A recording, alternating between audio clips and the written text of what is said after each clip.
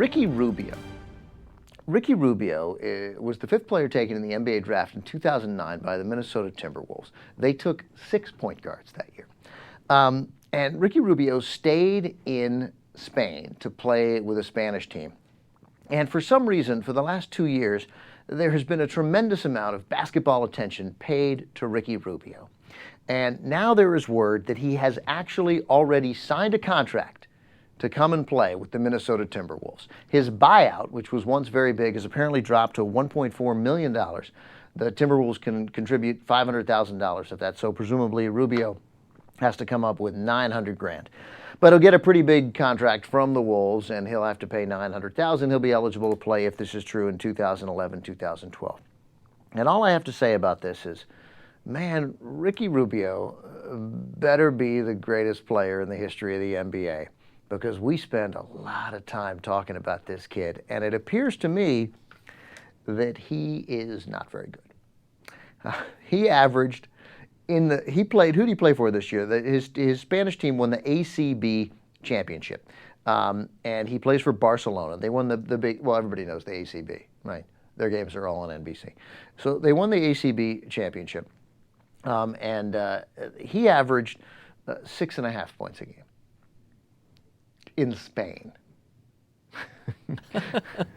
He shot 39% in Spain. Okay, he had a foot injury and fell out of the starting lineup. Was it in Spain? In Spain. All right, so anyway, but the Timberwolves believe, it says here, that Rubio will flourish in the NBA, where guards have more freedom to create than they do in the stricter offensive schemes common in the European game. Look, man, I'm a Bullets fan, I'm a Wizards fan. We're always we're signing these guys from overseas. We're always talking about how good they're going to be in the NBA, and they're not good. You know who's good in the NBA? Guys who are good in Europe. Guys who lit it up in Europe. They might be good. I don't know, man. This said Rubio dominated the junior circuit in Europe and turned professional at 14. Hey, man, just because you were good at 14 doesn't mean you're going to play in the NBA. Remember Tamir Goodman? Remember that guy? No. I'm surprised Rick doesn't know him. Jesus, do you remember Tamir Goodman? I'm just kidding. There's no way Jesus remembers Tamir. Hey, when Jesus shakes his head, we got to see him. Jesus, you remember? There we go. Tamir Goodman. Jesus doesn't know him because Tamir Goodman was Jewish. I'm not even sure I have his name right. Tamir Goodman was like this hotshot Jewish player who declared for Maryland, but they were worried. Maryland was prepared not to schedule its games on the Sabbath, on Saturday, but when it got to the ACC tournament or the NCAA tournament, the ACC and the NCAA weren't prepared to not have Maryland play a big game on a Saturday. So he went to Towson State, and they were like, fine, we won't play on a Saturday. There's no danger of us going to the NCAA tournament. So this sort of stud recruit who was going to go to Maryland, he was from Maryland, was then going to play at Towson State where he should dominate, and he blew. And then he went and played in Israel. And I don't know whether it was good, but it's Israel, and it didn't matter. So 6.5 points a game.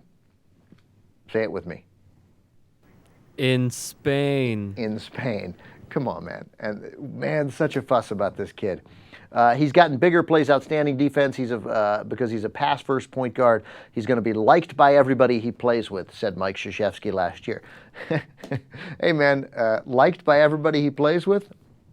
Everybody likes Brian Cardinal, okay? But he didn't help the Mavericks win the championship, all right? Anyway, Ricky Rubio, a lot of fuss.